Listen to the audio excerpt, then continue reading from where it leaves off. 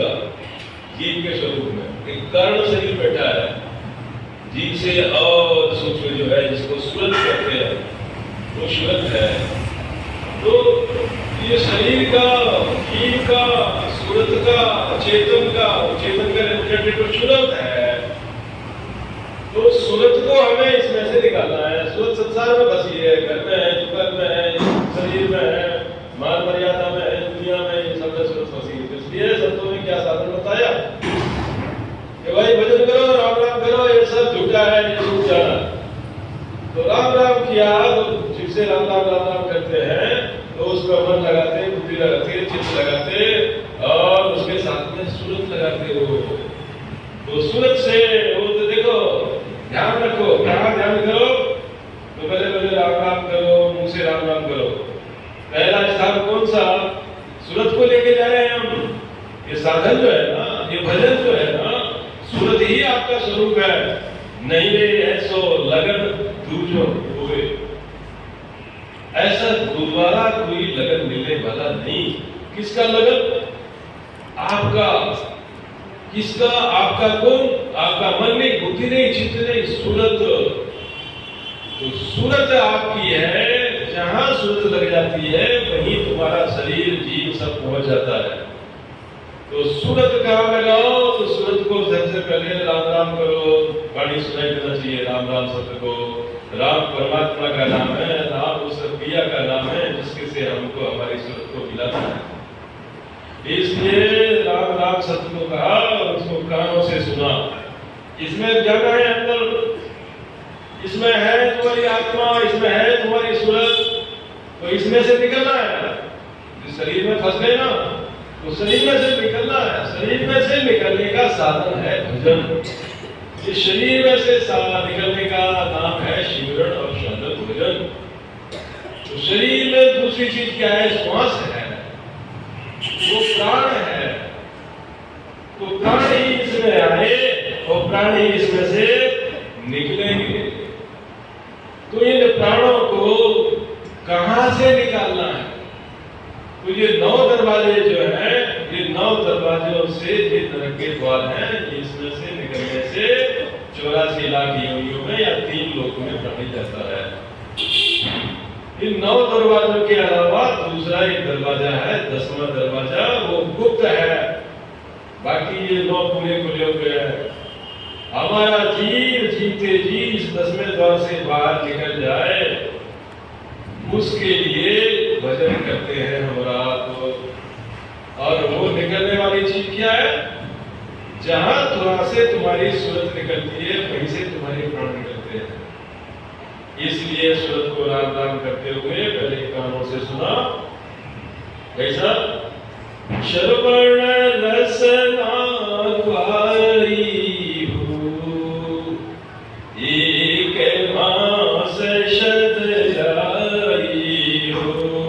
विधि है, सदगुरु विधि है कि श्वास प्रश्वास में राम राम का भजन करे तो अपना शब्द अपने को सुनाई देना चाहिए। जीव से भजन किया, जीवा से रसना से भजन किया, कानों से सुना। कानों से सुनते, कानों से सुन करके अब वही अंदर अंदर चलते जाना है। वही राम राम जो कानों से सुन रहे हो ना, जीवा से कर रहे हो पहले। सर्वर्ण रसना द्वारी हो, एक मास शत जाई हो। 1 महीने तक महाराज ने भजन किया है जीव से, ऐसे ही।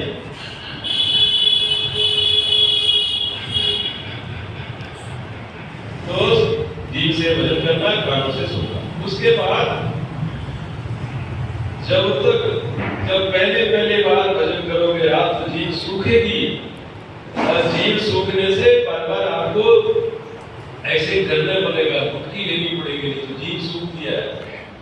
तो जब तक जीभ सूख रही है तब तक भजन करते हो।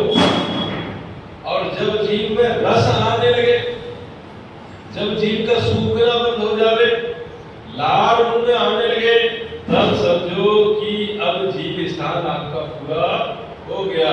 अब अगले स्थान में आपको जाना है, तब तक राम नाम करना है। जीभ से और कानों से सुनना है।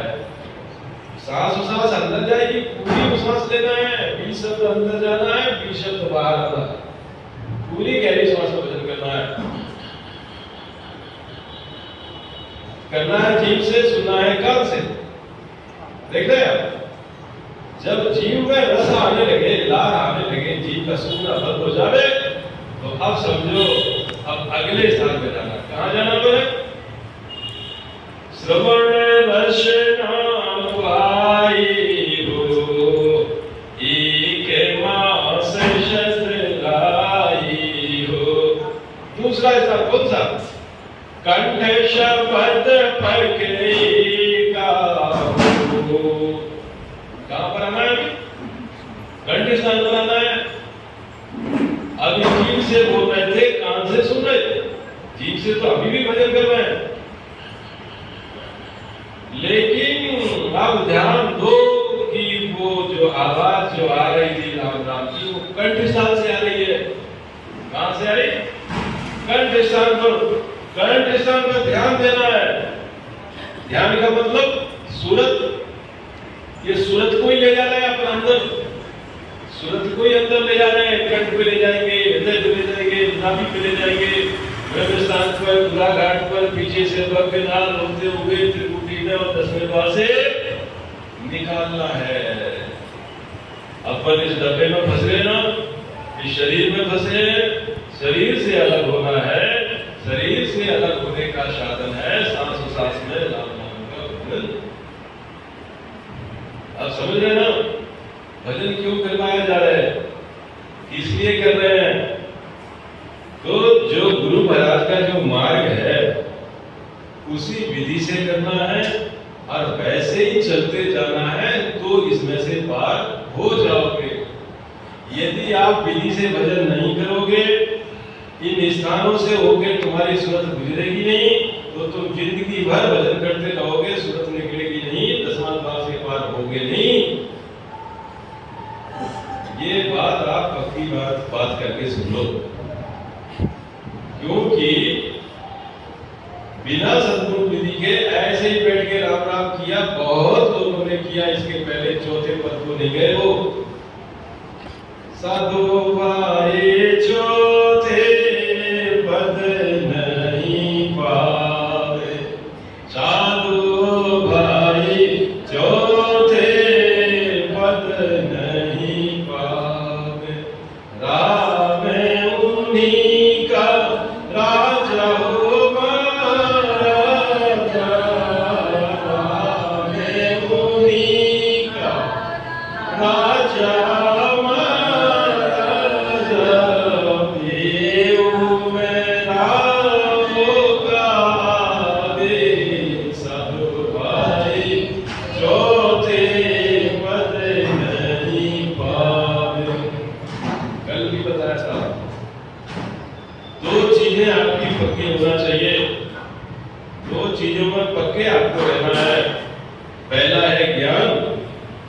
समझ कि हम क्या कर रहे हैं, क्या करना है, कहां पहुंचना है, हमारी आध्यात्मिक यात्रा कैसे पूरी हो, हमारे संतों ने कैसे किया, कैसे पाया।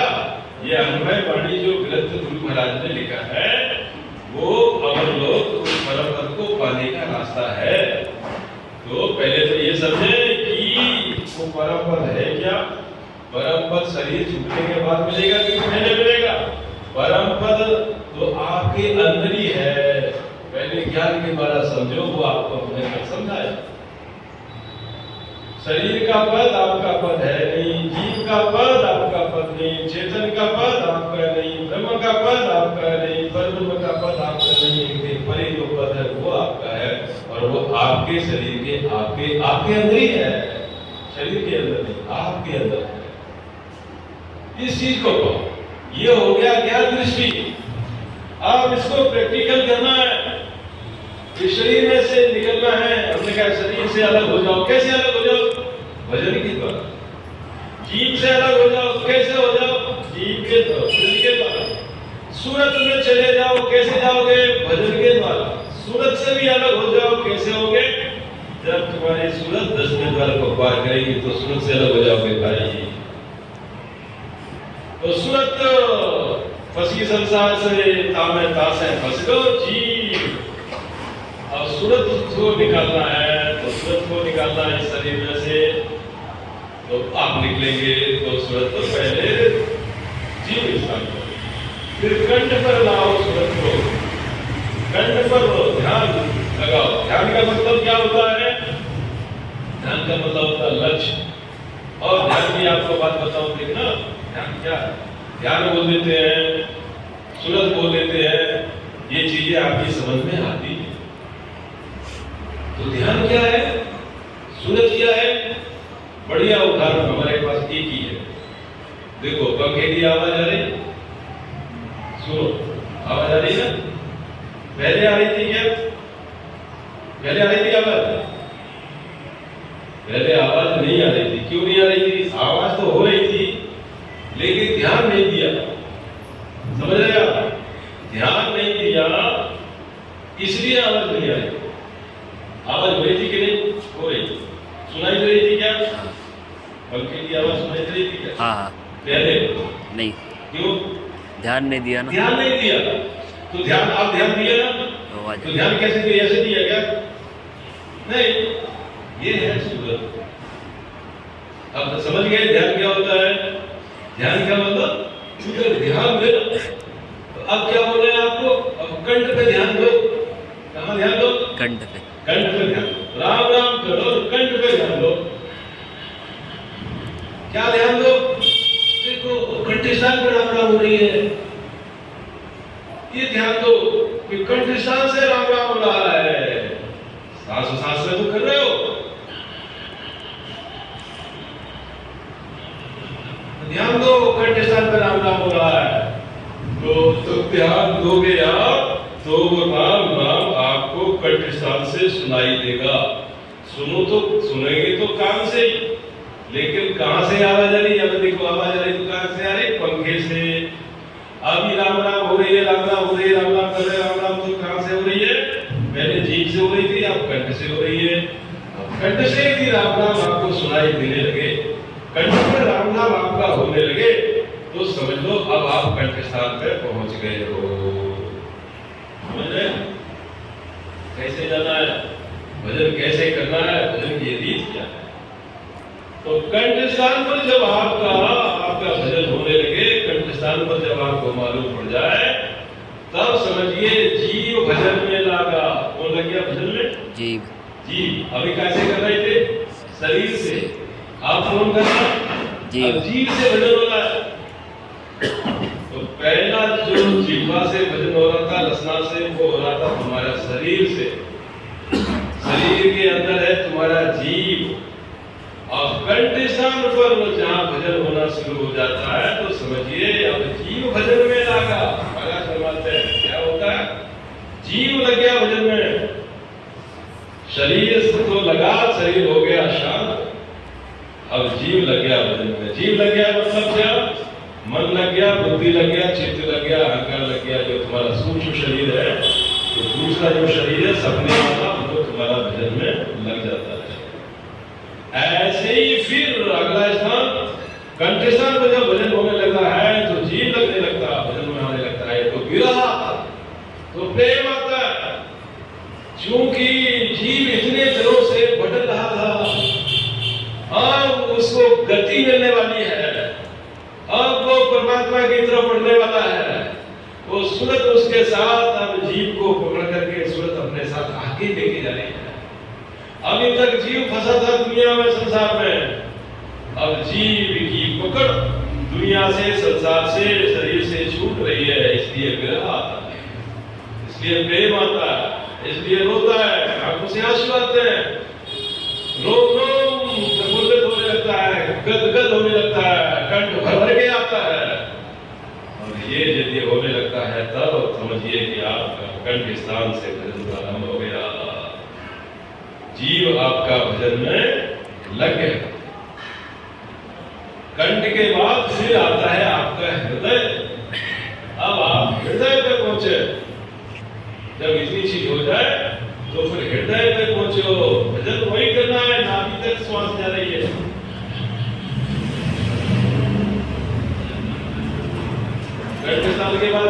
ध्यान लगाना है? हृदय। हृदय।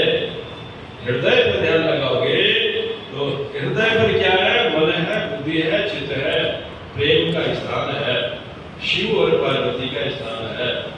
तो अब वहां से सूरत वहां लगे और जितना प्रेम, जितना आनंद तुमको कंठस्थान पर आया था, उससे दुगना प्रेम आपके हृदय में आना चाहिए।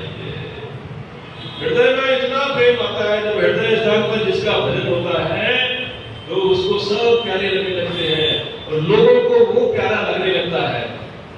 वैर विरोध कुछ रहता नहीं, द्वेष कुछ रहता नहीं।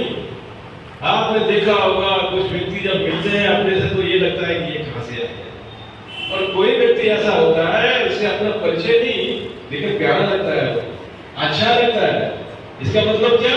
उसका हृदय साफ हो गया, उसके हृदय में भजन हो गया, राम जी का वास उसके हो गया।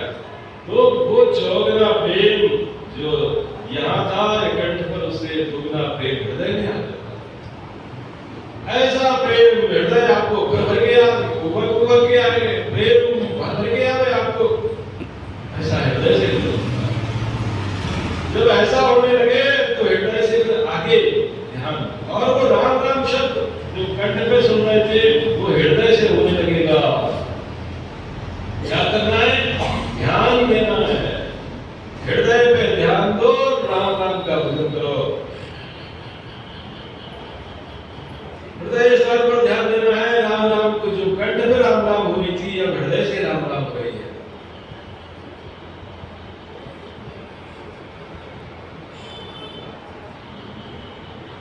हृदय से राम राम हो रहा है, आपका भजन में हृदय से हो रहा है। करके देखो भाई, साथ में करो।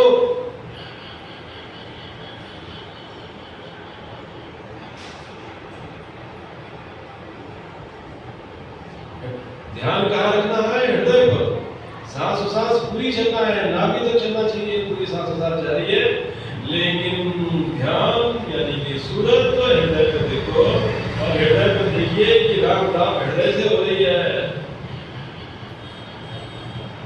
हृदय पूरे प्रेम से भरा है, पूरे रोग में अलंकार होने लगा है, सब लोग नक्शे चले गए छत तक। वो हृदय भर के आता है, प्रेम भर के आने लगा है, और वो राम नाम आपका हृदय से हो रहा। ऐसे हृदय को भजन करो। ऐसा भजन होने के बाद फिर नाभि पर आप पहुंचिए, और नाभि में अंदर जब उतरेंगे आप तो उस सांस में आपकी गहरी सांस आना शुरू हो जाएगी। नाभि में आप उतरते जाएंगे, जैसे आप किसी को मिलते हो तो कितना प्रेम आता है, आनंद आता है और गहरी सांस आती है। ऐसे ही अब आप अपने राम जी से मिलने जा रहे हो।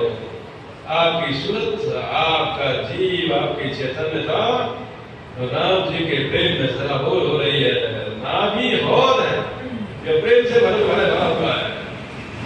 तो इस तरह से नाभि पर गहरी सांस में ऐसी गहरी सांस आती है जैसे प्रेम का हौद भरा है, और आप उस हौद में, उस प्रेम में अंदर उतरते चले जा रहे हो।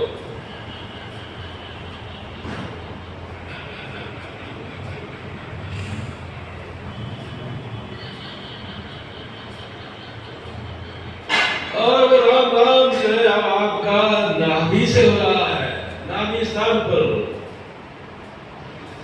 श्रवण रसना पाई हो, एक मास शरद राई हो, कंठ शब्द पकड़े गाहू। कंठ पर शब्द आया है तो 15 दिन महाराज ने भजन किया है, और वहां पर प्रेम पैदा हुआ है। और फिर कंठ शब्द पकड़े गाहू, आगे हृदय मास बसे खाहू। हृदय में होता है तो 1 महीना भजन किया है महाराज ने। और कंठ पर जो राम नाम हो रही थी वो हृदय में जब होती है तो कंठ स्थान से दुगना प्रेम प्रकट होता है, और हृदय से फिर नाभि में आता है। हृदय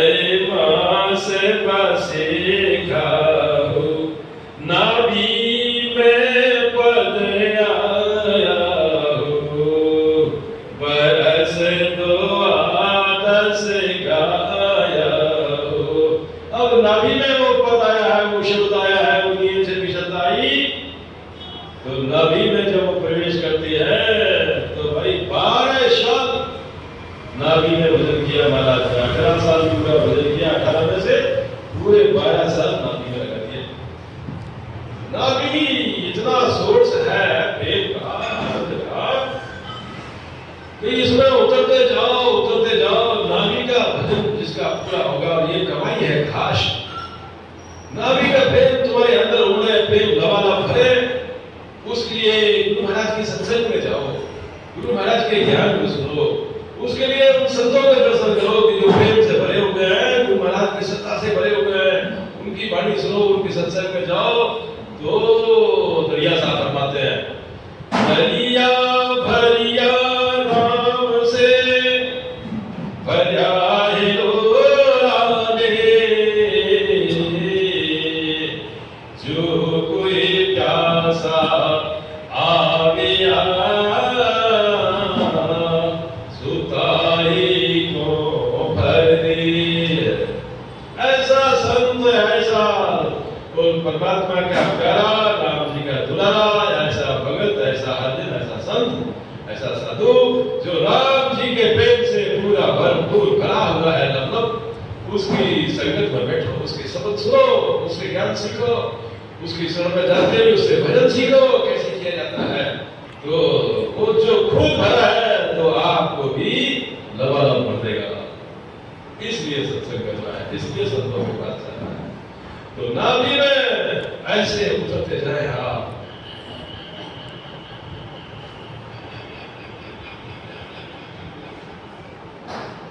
जब नाभि में अंदर की श्वास आप लेते हैं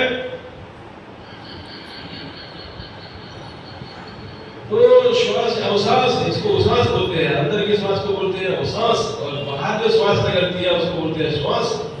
तो अंदर की श्वास जो है वो सांस में जब भजन होता है तो आपकी नाभि बाहर आना चाहिए, पेट आपका फूलना चाहिए, पेट आपका प्रेम से राम नाम के भजन से आगे आना चाहिए। और जब श्वास बाहर निकलती है तो पेट आपका पीछे जाना चाहिए, पीछे पेट एकदम जाकर के पीठ से चिपक जाए, ऐसा नाभि आपका आगे जाएगा, पीछे आएगा, पेट आपका बाहर अंदर ऐसी धवल लगना चाहिए आपके अंदर नाभि स्थान पर। और इस तरह से करने से एक पल, एक समय, एक मुहूर्त ऐसा आएगा, नहीं ऐसा लगन पूछो, ऐसा लगना आएगा, ऐसा समय आएगा कि आपके अंदर उस नाभि स्थान पर अकबक प्रेम प्रकट हो जाएगा। ऐसा अकबक प्रेम कि ये लगेगा कि आप प्राण निकलते हैं।